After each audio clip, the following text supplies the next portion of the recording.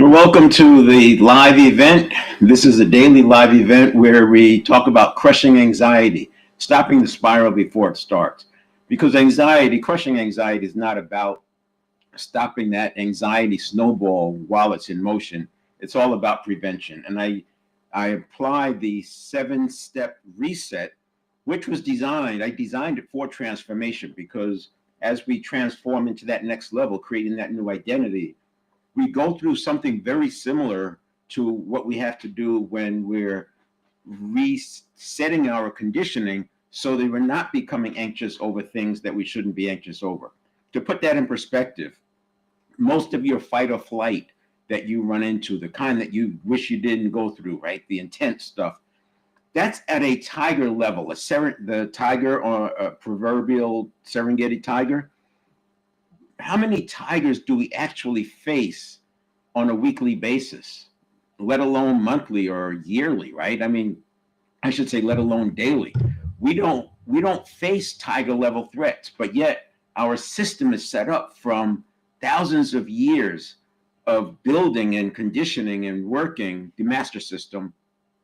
And then that conditioned response, that fight or flight, is at that level. So the cortisol, the adrenaline, the tightening of a restricting of the respiratory system so the tiger doesn't hear you breathing, all of that is baked in.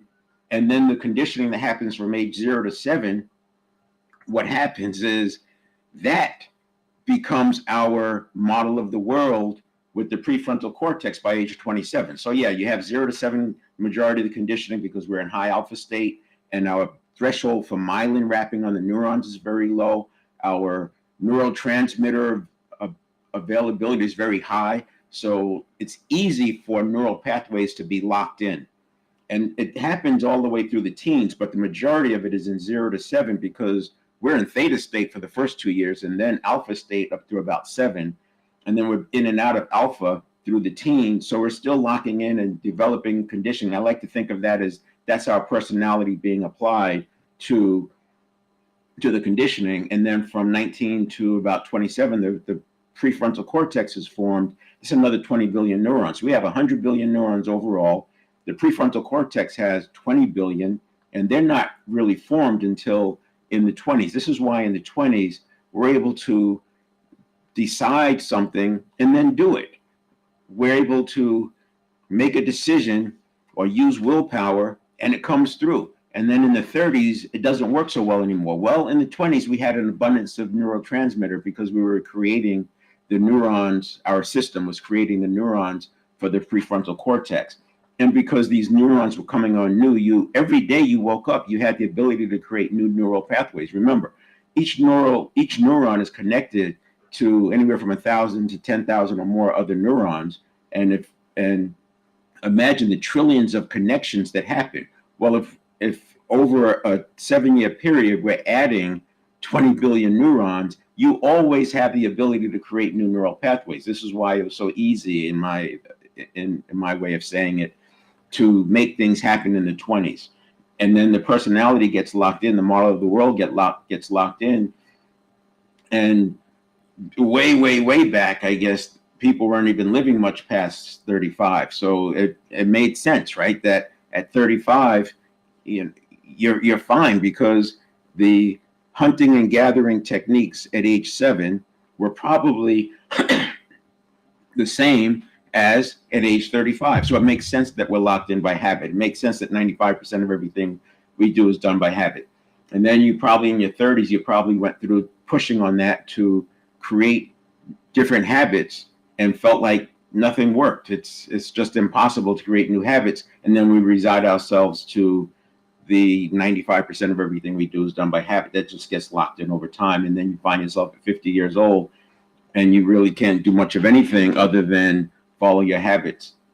And when it comes to creating something new, it seems very difficult to do.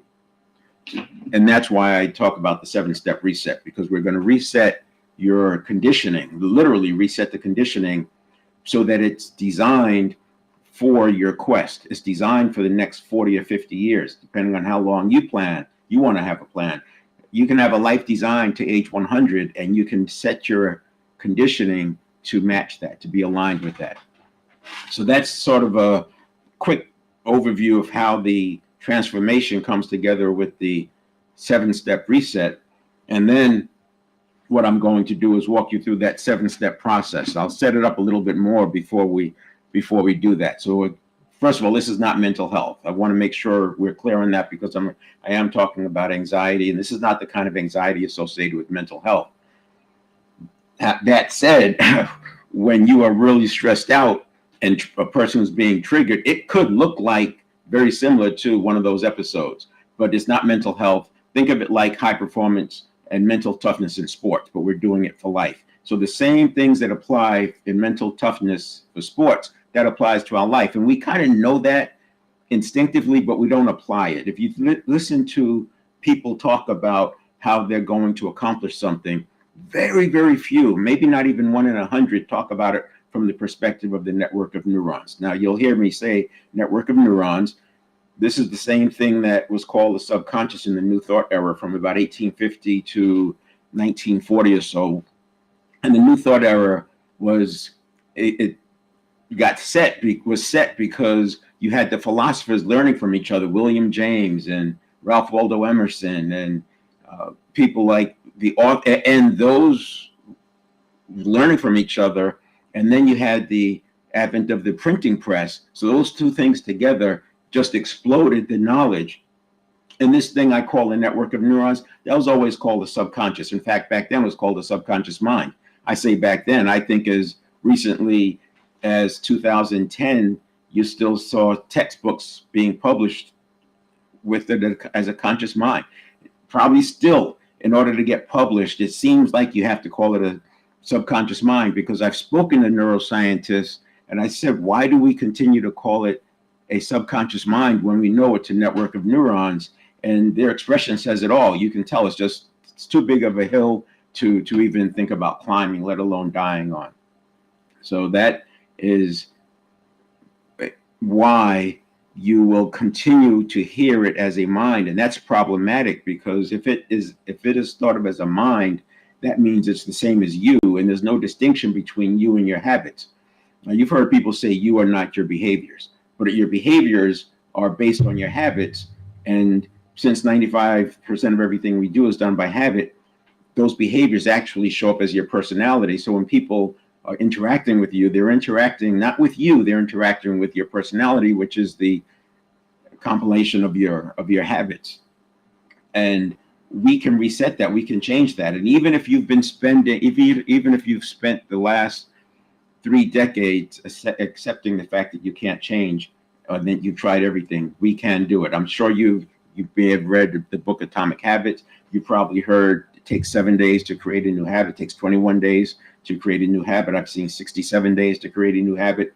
And I can map all of this back to the nervous system, the network of neurons. As a matter of fact, what I'll start doing is, because I do have a Q&A at the end where I'm inviting people to come on, and when you come on, we can do like sort of like group coaching.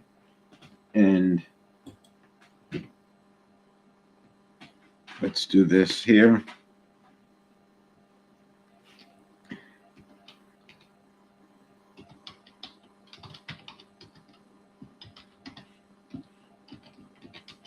So I just put in the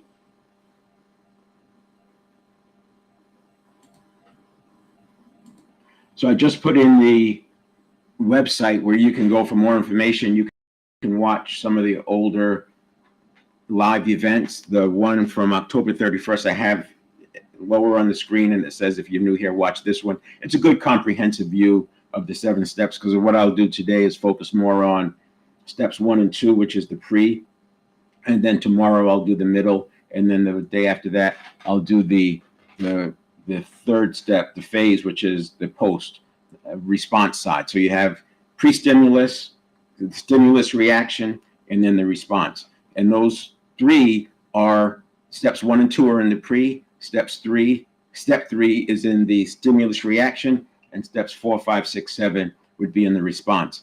And I'll spend that video on 7stepreset.com/live goes through all of them, and I'll touch on them today, but I want to get deeper into the pre, mid, and then post, and eventually I'll go deeper on steps as more and more people come online, and this way we can make progress. But again, since I have the Q&A at the end, it's going to take a while for this to get traction. I just started this last week going live, so it'll take a while for it to get traction, and then a little while longer for people to actually want to come on and share information. And you could do it through chat, or you can do it by coming online. So here's another link where you can just use this link, and I'll invite you on stage. But I will not bring you on stage until I am done with the download portion, because there's going to be so many questions as we go through it, but those questions get answered. And especially when you're talking about all 7 steps, it depends on where your weak link is. So I like to focus on the weak link, and that's what we'll do. But that said, in the interim, I will be going through an infographic. So I started collecting infographics a few months ago for a project, and quickly got up to like 500 infographics. And because I was collecting them, the algorithms now flood me with infographics, and I'm still not seeing repeats. I am starting to see where the information is like rejuggled, but I'm not seeing real repeats of the exact infographics. So I'm still collecting them at 500. So what I've done so far is I have a video, and I'll put that on 7stepreset.com eventually as well. But it's a video, so I've taken each infographic and made it into a slide, if you will, or a frame, and then I'm running a video of those. So you could stop it anywhere and you could watch and you could see the infographic. And what I'll do today is I'll take 2 of them. One of them is Jeff Bezos's meeting rules, and I'll apply it to the 7-step reset so that you can start seeing through the lens of the network of neurons. And then the second one I'll do, and I'll probably do more of the emotional intelligence ones, but the second one is emotional intelligence. And again, it's to focus on step 2, because step 2 is our biggest prevention option on a daily basis. Step 1 is by far the most important one. But in the short term, for the day, step 2. And a way to think about it is that we should always be working on ourselves, right? Personal development, what have you. The same way you are always working on nutrition, perhaps if you're into fitness, or you're always working on muscles if you're into fitness at the gym, etc. And then if you are preparing for an event, then you would do something different. So step 1 is like every day going to the gym, every day eating right. Step 2 is preparing for that next thing that's coming. So if I have a presentation to do, if I'm going to be talking live in front of an audience, I will go through some different rituals for that step 2. I'll protect myself from information. I don't have to do that anymore because I've used the 7-step reset, so you don't really get impacted by external things. But that was a big thing for me. I would avoid people. I would go out on a walk. I would just review the material. I always planned that I would like take real good care of those 3 hours before going on stage, because I didn't want to get triggered into some kind of a state that I didn't want to be in. Now, anxiety is not only manageable, you don't have to tolerate it at all. I will tell you, I don't experience anxiety, and there's a few reasons for that. It's not because I'm Superman or anything. It's because it is a process. It is a habit. And once you understand that, the same way a person who gets a phobia resolved, that's how I started on this thing, just resolving people's phobias. And the more I did that, the more I learned, and the more I tried. And then I came up with the 7 performance series, because you start seeing this blend of the being triggered and a phobia. If you look at a phobia and you look at somebody being triggered, just read what it is about a phobia, and then think about the videos you've seen of people being triggered. You'll see they're the same thing. And that's what got me started. So I worked on the 7 performance series: mental, physical, spiritual, emotional, relationship, professional, and financial, of the 7 performance series. And we do laps around the first 4: mental, physical, spiritual, emotional, because those are the ones that we control. And then we take that new identity to go after and to achieve our goals in the relationship, professional, and financial. In that 7 performance areas, and going through that, I recognized that habit change comes much easier for some people than others. And so this idea of going through laps, I needed some support, and that's where I came up with the 7-step reset. So people may feel like they've tried everything, and I invite you to come on stage with me, or we can work through the chat on wherever you feel stuck, using the same strategies from mental toughness in sports and military special ops, that you can completely change your experience. When I say military special ops, so I was trained as a ranger, got the tab, and training in that environment where they're constantly simulating combat. I wasn't in when there was combat, but they simulate the stress that you would have with combat. And so they literally break the old conditioning system that was built. So the fight or flight doesn't happen. If you ever interact with Rangers, Navy SEALs, even Marines go through it. You don't see this fight or flight that happens. They seem to be calm. And that's done in weeks, not months or years. And so I said, if they could do it in weeks, what's different? Well, part of it is, a lot of it is done in the 20s. So we have the prefrontal cortex in our favor. But I said there has to be a way, because epigenetics, we see that people can make changes. And also, if you've used visualization, you know that you can make changes. So anyway, the 7, that was what drove me. And then I wanted something that didn't require meditation, didn't require you to believe certain things. So all the manifestation stuff, you can put aside, all the belief stuff, the affirmations, all that stuff, positive mental attitude. That's not what this is. All of those things work, and all of those are enhancers, but those tend to be at the conscious level. What we have to do is reset the habits. And then once you've reset the habits, you don't experience those things that you were trying to get rid of. They don't even start. So it is aligned with neuroscience. And I did go through the Neuro Change Practitioner certification, and had the opportunity to learn directly from neuroscientists. They were the instructors, the people in the labs, people doing this work for 20 years, and they would share what they knew. And there's one of the things I took away was there's a large amount of information that we don't hear about, because they're going after peer reviews. They're peer-reviewed research results. They want to be cited, and they want it to be peer-reviewed, and it takes time. First of all, you have to do the research in such a way that it's narrow, and then they have to get peer reviews on it, because other scientists have to be able to get the same results. So when you look at all of that, you recognize, wow, there's a lot of information that's out there about neuroscientists that we don't really hear about, because they're not in the space of promoting everything that they know. They are in the lab doing the research. That was a big takeaway. That wasn't said to me directly, but in asking questions, you understand that that's what's going on. So there are 2 distinctions I would ask you to make. One of them is, we're going to talk about how the system is using the system, how it was built. So if you think about how you get into a car and you drive it, you don't worry about how to start. You don't worry about why the starter motor works, or what the fuel air mixture, or whether it has a turbocharger or not. You just drive, you steer. You don't worry about rack and pinion and the tie rods or the power steering. You just drive. And the same thing with braking. So it's the same thing. Lately I've been seeing more and more people talk about, oh, it's the prefrontal cortex happens, and then the amygdala triggers the prefrontal cortex, and then the parasympathetic system comes in to slow down the sympathetic system. That is all good, and I can map everything I talk about back to that, but you don't have to understand that to quote unquote drive our system.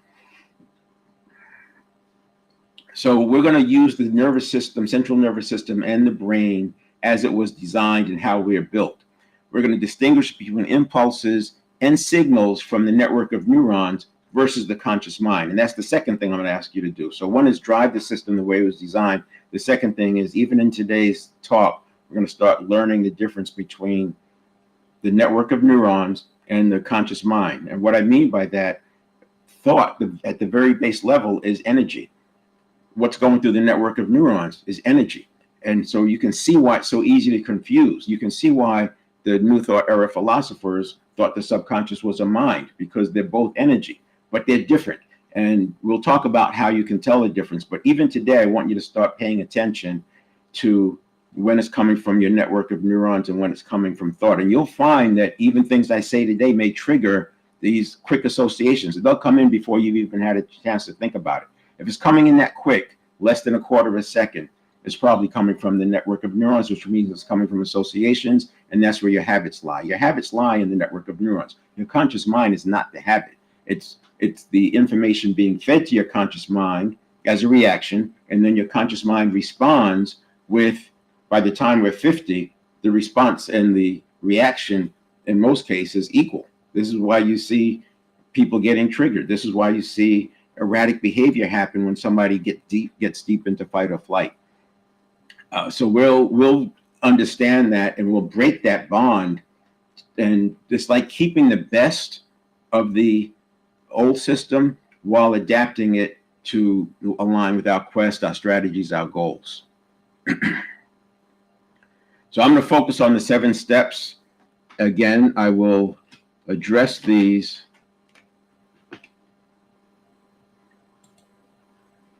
in detail, and I want to first look at the pre, the post, or the pre, the during, and then the post.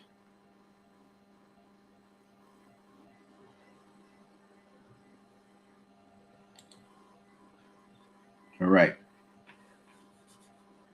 So what I just now said,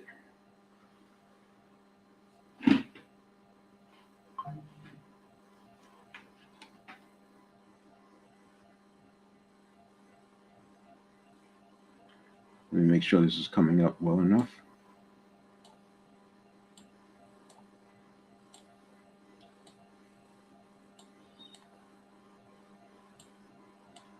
There we go. Excuse me. So we have pre-stimulus.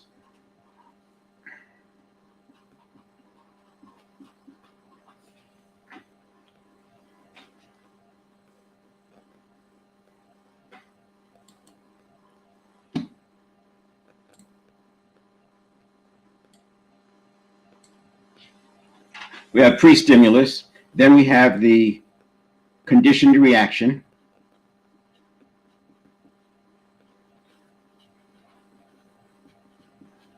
and then we have the response.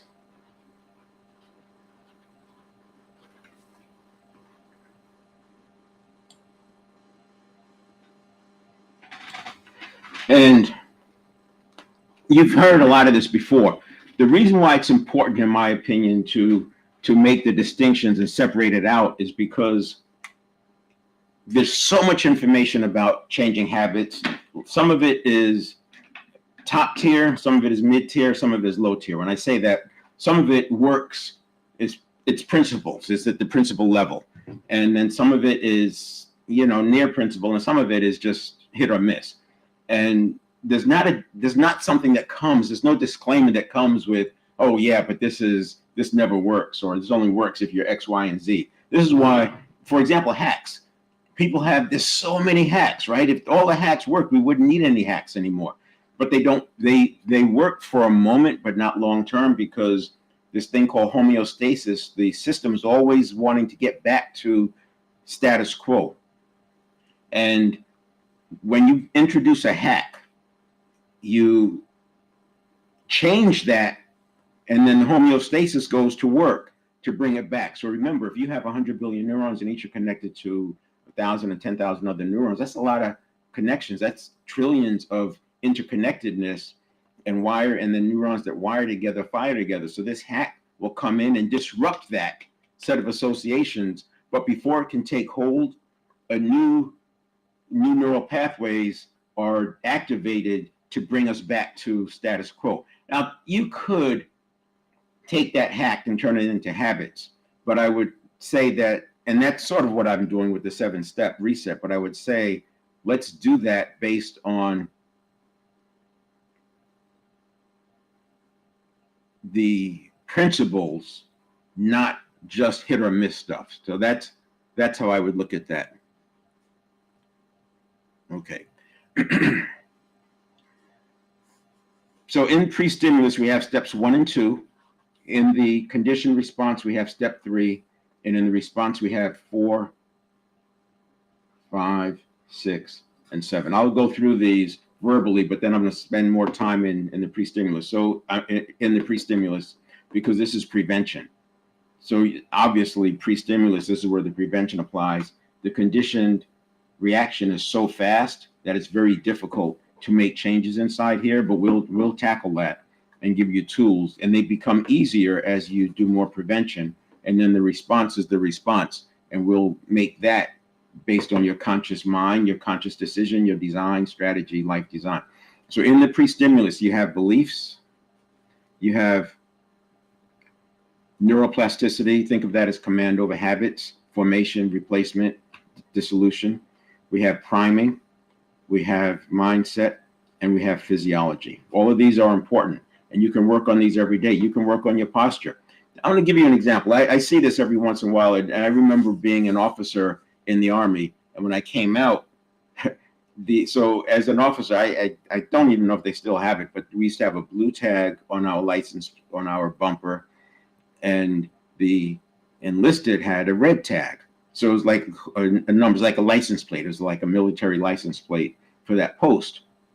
And you could pull up into a store, into a parking lot. And because I had a blue tag, people instantly would interact with me differently. As soon as I pulled up, I could pull into a parking spot where people are hanging out and just whatever in front of a store. And then I show up and they tighten up.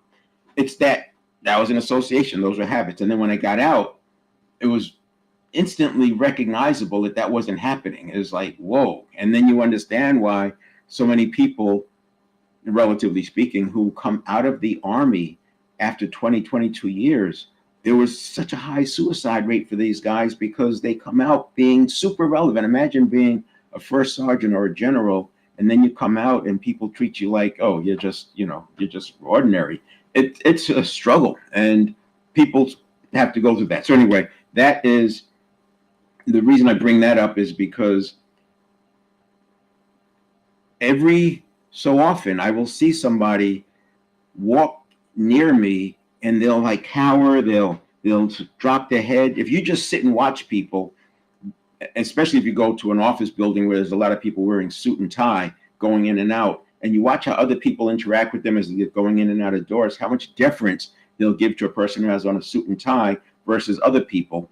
And then you'll see people do that stoop thing even into their 50s and 60s. I mean, they're doing it. It's totally subconscious. It's totally habits, because they don't believe that they're not worthy, but it's like triggered in. Well, that's their physiology. And guess what?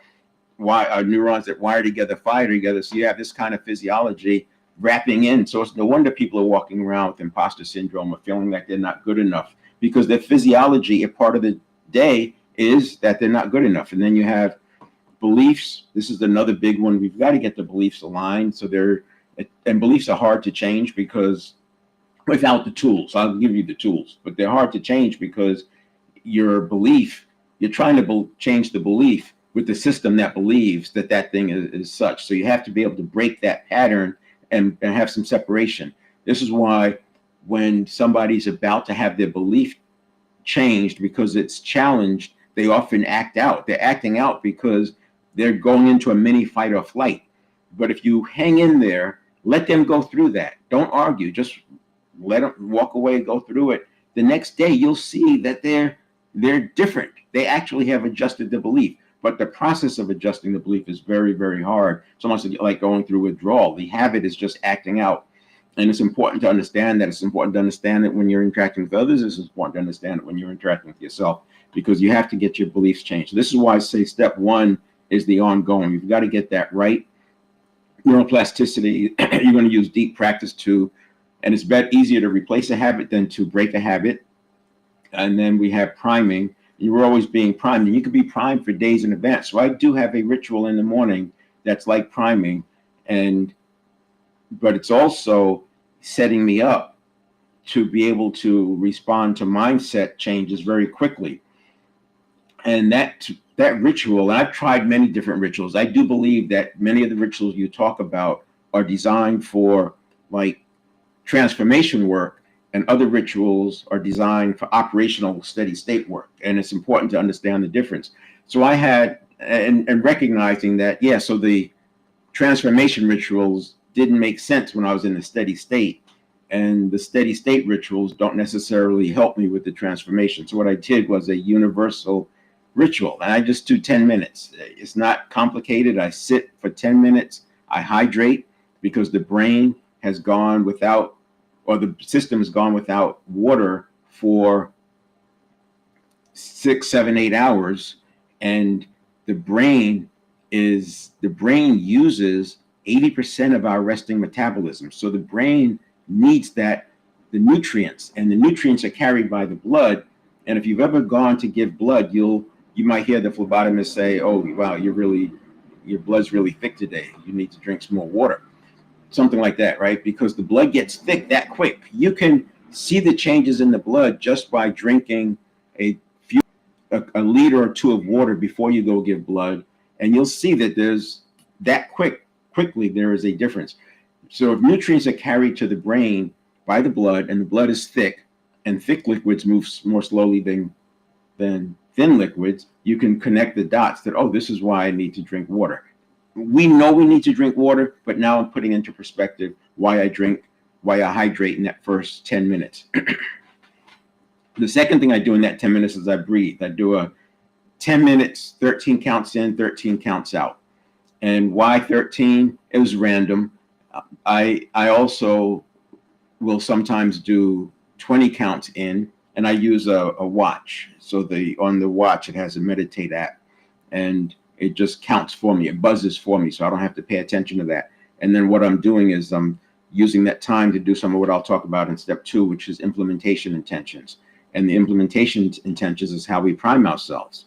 But also by doing those long breaths, 13 counts in, 13 counts out, if the conditioned response happens in a quarter of a second, conditioned reaction happens in a quarter of a second, by taking those breaths anytime during the day, I can instantly put a pause over this. So I feel myself being reactive, I just taking a breath. Just start breathing in or breathing out. And I don't have to go the whole 13, because in a quarter of a second, I've already eclipsed the conditioned reaction phase. But that, by doing it every single day, I've made an association that long breaths are associated with being calm. So I can calm myself instantly, anywhere, anytime, which is why I say I don't experience anxiety, because even if I thought about the idea of anxiety, I'm going to just take in a breath and allow that to neutralize itself out. So that ritual in the morning, it works for all three of these. Neuroplasticity, because I can set my habits with implementation intentions, as well as working on the habits I want. So essentially, I can practice the behaviors, the responses that I want, and even the reactions that I want. I can practice them in a calm environment. And that's how I'm creating new associations, and neurons that wire together fire together. Now there's 100 billion neurons, each connected to 1,000 to 10,000 other neurons. So that's a lot of associations to build. but I'm creating them. I'm actually creating them. And over time, those designed associations overtake the ones that were conditioned from 0 to 7. But then I'm doing the priming myself with the calm every day. So it's sort of a reset. Every day I do this reset, and I'll talk about that in a moment.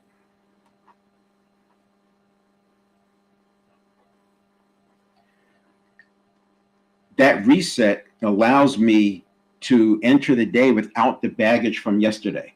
Sometimes you'll be stressed out, maybe had an argument, maybe something happened bad at work and you're still stressed the next day. That should have been resolved because that's done in the response.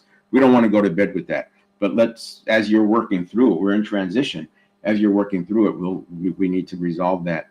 And the other thing is, as I said, all I have to do is take in a breath and I can shift from a fixed mindset to a growth mindset. So I don't really experience fixed mindsets because I'm doing all of the prevention. I'm not special and not super. I would have argued before it's because I went to Ranger training and trained with Navy SEALs, etc.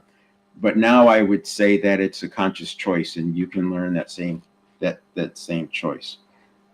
And then the next step 2.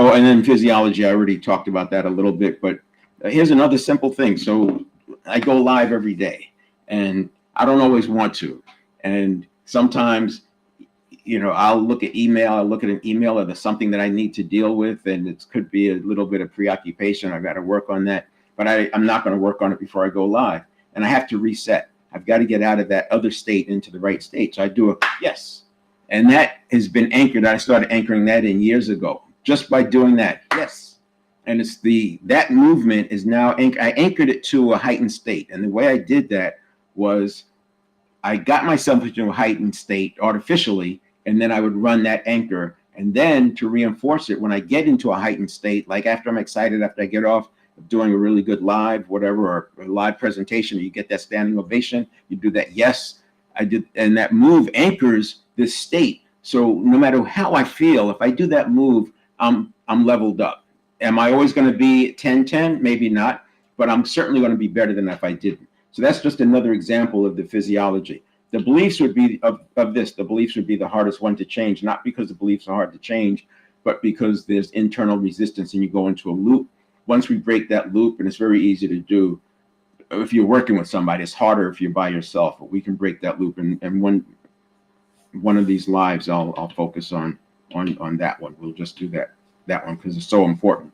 And if you have imposter syndrome or think you're not good enough, then, and that may come up if somebody wants to come on and let's go live, we'll do that. I was just checking to see if anybody was knocking on the door. If anybody wants to come on live, we'll actually, if it turns out that it's a belief that you're working through, it's not always that, but if it's a belief you're working through, then so be it. And we'll work on it. Now, again, this is a transformation reset, but I'm applying it to anxiety, to crushing anxiety. So the big work is done right here. And this big work is state. Let's do a different color here. This big work is state.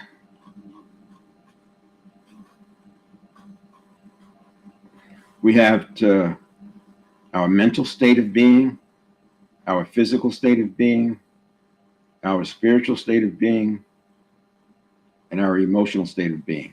And these three are the first 4 of the performance areas.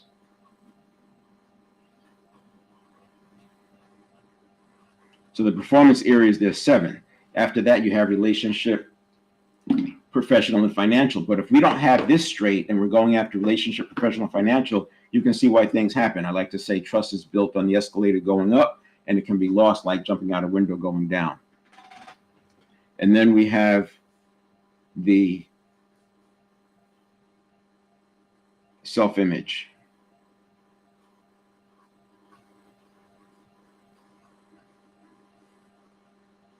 Now, the way I like to use the step 2 is sort of a check-in.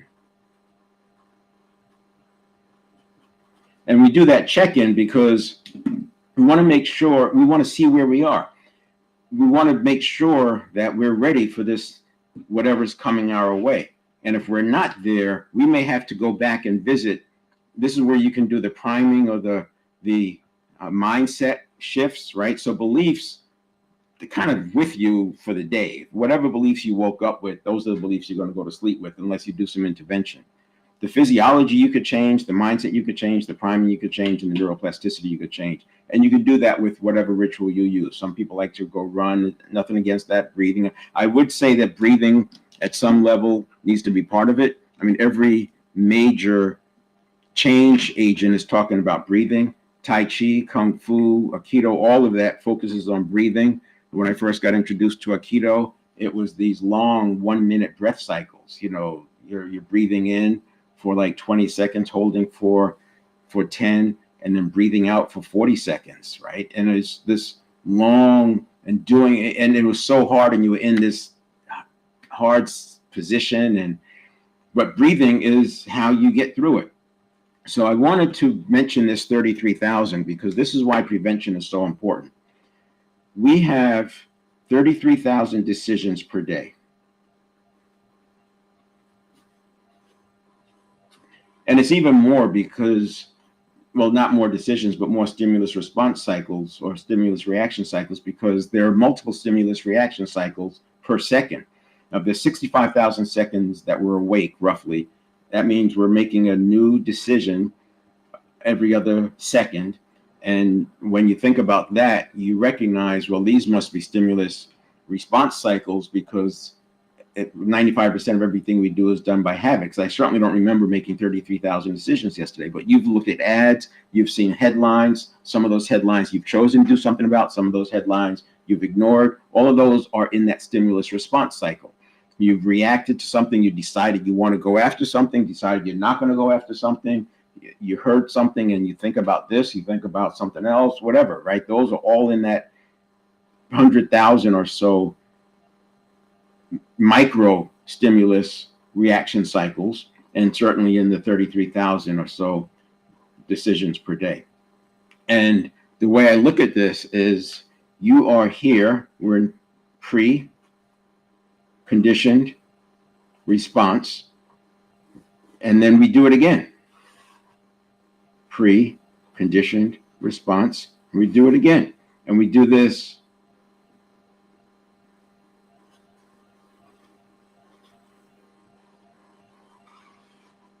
33,000 times.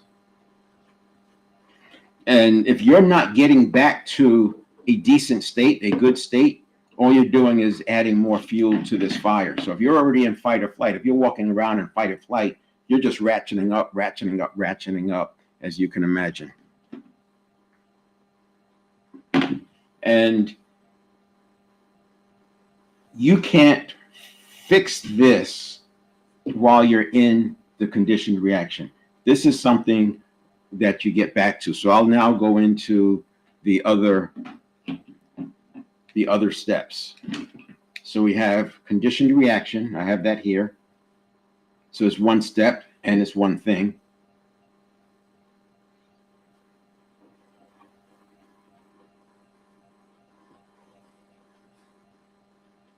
We'll call that conditioning.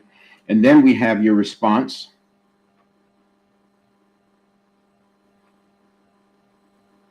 You have your emotional modulation.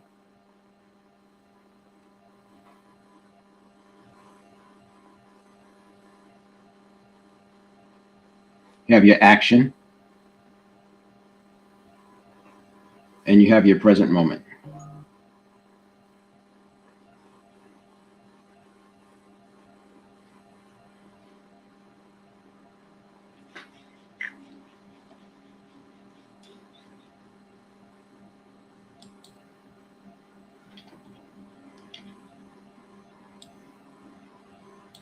So, mindfulness, present moment, what have you. And that's what we're doing. That's what's unique about the 7-step reset, is that I am recognizing that we have 33,000 decisions a day. I'm recognizing that these actions are not mental, but they're physiological in the network of neurons. And I'm recognizing that it's a neurobiological event each time. and that if you don't get reset, you're just escalating because the neurons that fire together wire together. And if you're already in fight or flight or prone or pre-fight or fight or flight or freeze and faint, right? If you're already like leaning into that, then small little stimuli will trigger us up. And that's why the 7-step reset is different.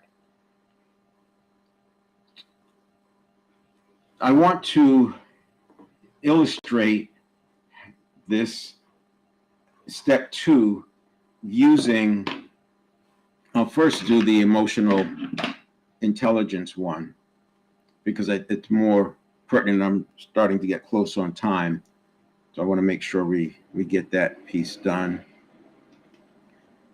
So this is fairly straightforward.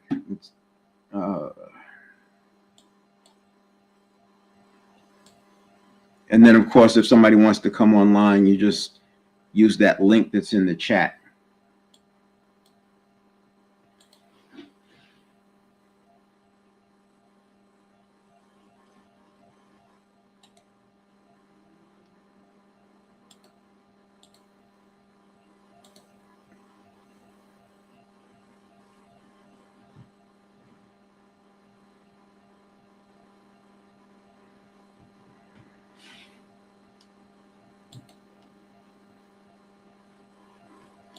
All right. Now, what I have here is, like I said, I started collecting infographics a few months ago. I now have over 500 of them. I turned them into a video, which I'll put on 7-Step Reset. All of them are not there. I think I did that when I had about 350, and I'll add that, and I'll stop somewhere around 700. But there are now a video, so you could watch a video of infographics, and I slowed it down enough that you can actually see what the title is, and you could just stop on that one. But this is another way for you to start seeing or start working on yourself because you're building associations. You could, if you had a ritual where you spent 10 minutes hydrating in the morning and breathing, you could watch this movie of infographics. Generally speaking, I would say that your infographics are most likely based on principles. They're most likely based on things that work. And I like to do things based on principles. I don't get into hacks. I don't get into, things that are rely on chance. We want principles because then you don't get into a debate. And that's why I'm able to apply this theme of, if you disagree with me, then I disagree with me until we figure out who's missing information. So now, if I take looking at this, there we go. So managing emotions. What I'm going to do is, this says 9 key skills. And you know what? Let me just give credit to the person. So you can see Sean McPhee. That's who's I got this from. These just show up in my feed now because I started collecting them. So they just show up. And so managing emotions. What I'm going to do is talk about each of these 9 in the context of step 2, managing emotions, your emotions. You don't want to react impulsively and let emotions take over. We've been talking about that. And we could talk about this one in the post, in the emotional modulation. But when things slip by here, when all of this stuff doesn't work, which is going to be a very small percentage of the time, we use emotional modulation so that thing doesn't happen. But recognize emotional triggers and respond with self-control. So what I would say is start recognizing take whatever situations you get into and you don't like and go all the way back, accept the fact that there are associations, and go all the way back to before you had it and start looking to identify what took place before you had that event. So what we're doing, the reason I'm doing this is like in lieu of a Q&A, because if I don't have questions, I'll do this as a Q&A. This is learning to see through the lens of the network of neurons. When understanding others, assume you know what someone is feeling without listening. This happens all the time. And while you may agree with that, when you watch people in practice, you'll see this thing called telling tension pop up sometimes. Maybe you experience it yourself. Someone's talking to you and you get telling tension. Sometimes if you watch people speaking like in a group, you'll see podcasters are the really good ones have learned not to give into this. They stay very neutral. But you'll see they want to say something. They want to speak because they've already assumed that they know what a person is going to say. So pay attention to verbal and nonverbal cues to gauge emotions, not only others, but also your own. When you feel yourself doing that, that's a check.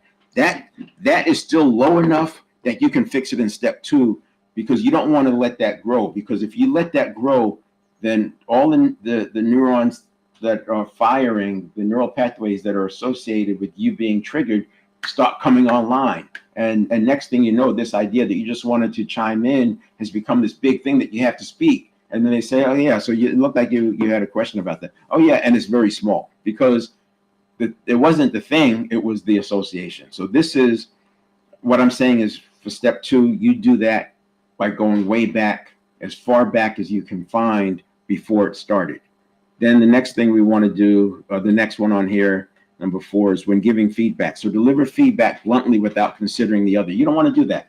One of the things I highly recommend for all leaders to do is to have a one-on-one early on. It's part of your onboarding. Now, I've seen some companies that onboarding has been given over to HR, and HR is focused on avoiding lawsuits. I'm simplifying it and generalizing, but HR fills up the onboarding with all of the rules. It's like if you took a quarterback from another team and put them onto a new football team, they would have to go through the HR kind of onboarding, but then they would have to go through the coach's onboarding. They're separate ones. And the HR onboarding is when the gym's available, when this is available, when you get your paycheck, how you deal with this, what happens if, where's your health insurance, all that. And then the coach's onboarding is, these are the plays, this is the playbook, here's what we're going to do, here's what the role I want you to play, and here's what I want you to observe in these first 3 games when you're on the bench. You can see the difference.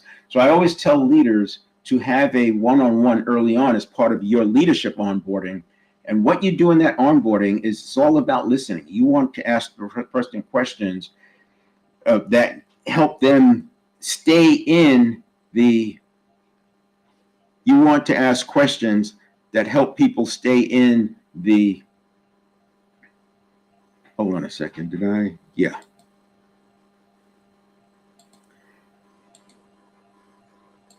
Anyway, you want to help people stay in that that non-conditioning thing. You want them in their, you want them in their conscious mind. You don't want them being triggered. You want them consciously, right? You don't want them being in fight or flight. And so you're going to calibrate that, because you're spending 45 minutes to an hour asking them, why is that? Yeah, tell me what makes that important to you. What is, and the context for the one-on-one is, as a leader, you always are faced with having to organize the work. And so you're having this conversation with them to find out what's important to them, so that you can then better organize the work.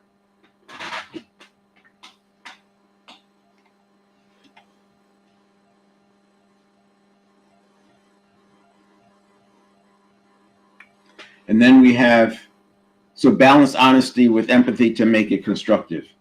And this is if now that you have that calibration, you can see when they start getting triggered. You can see when they start leaning into fight or flight, and you can back off. You don't want to plow through that, because once you plow through it, remember that fight or flight just grows.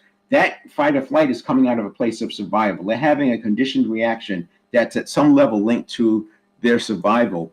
And you don't want to get into an existential crisis over something small like feedback. And there are times as a leader where you'll just say, you know what, we'll take that offline. Why don't we meet today later on at 3 o'clock? We'll meet at 3 o'clock, and you can bring me some of the information that pertains to this, and we'll map through it. Whatever, right? You want to back off and let them get calm. And I would say the calibration enables you to do that. Then the next one is when managing conflict, let emotions escalate. You don't want to let emotions escalate the situation to avoid addressing. That's what we're talking about in step 2. And you want to get yourself back on track. We'll talk more in step 3 about how we condition in a new conditioned reaction, but also having that pause on response, having the emotional modulation. you're going to stay composed, listen to all perspectives. That's where the emotional modulation comes into play. And then we have, when building relationships, you don't want to focus only on your own needs and ignore emotional connections. This is why that one-on-one, you're listening to them, you listen. And what's interesting is people come away from that saying, wow, you're a great listener. And they'll remember that you listened to them. And even 3 years later, if you never go through another one-on-one, I don't recommend that, but they'll still talk about you as a great listener. So show genuine interest. And if you start with a question like, what would you do if you knew you couldn't fail? And what would you do if you didn't have to work for a living? What would you do professionally?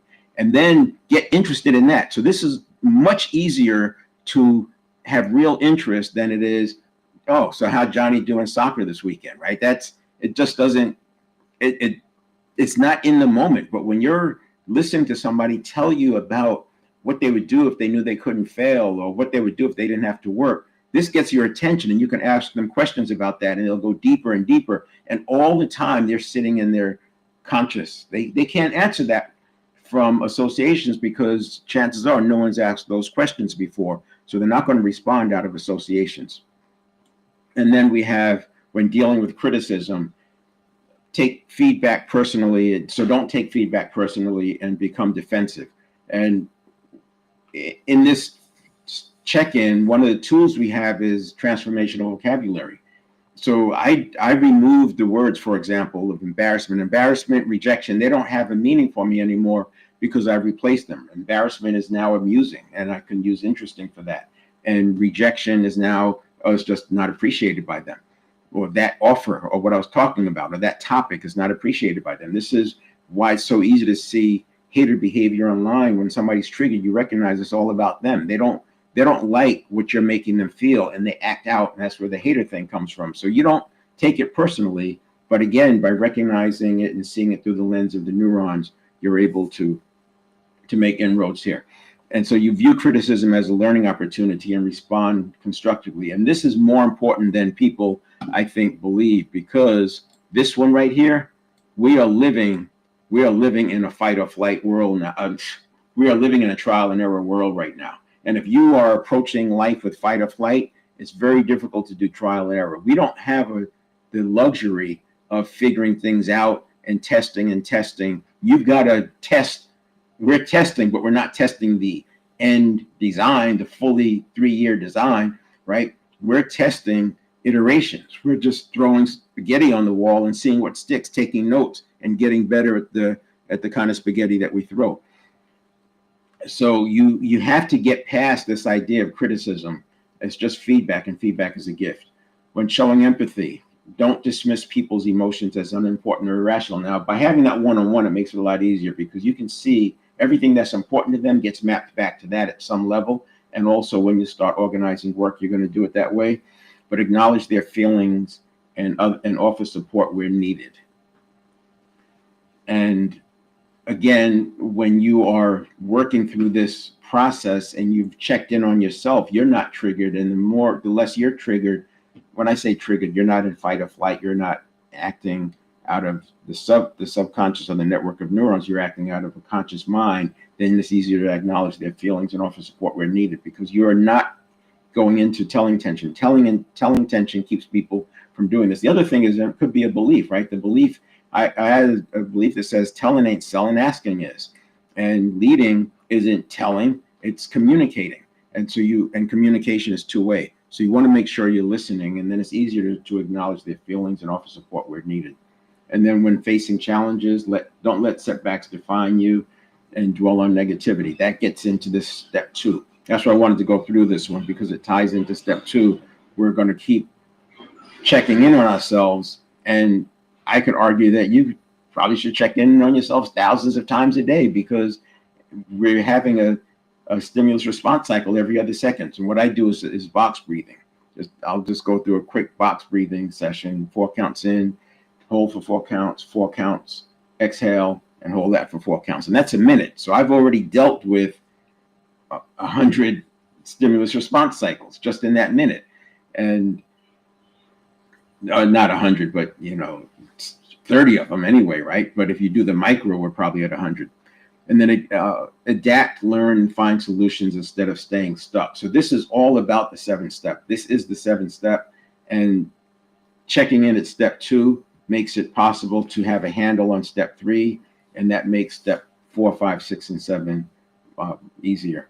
I will leave it there. I want to acknowledge that I did say I was going to go through this, but you can see we're already over an hour, and I want these to be much shorter, and especially since we want to be able to have people come in offline. So now what we're going to do is, let's get back to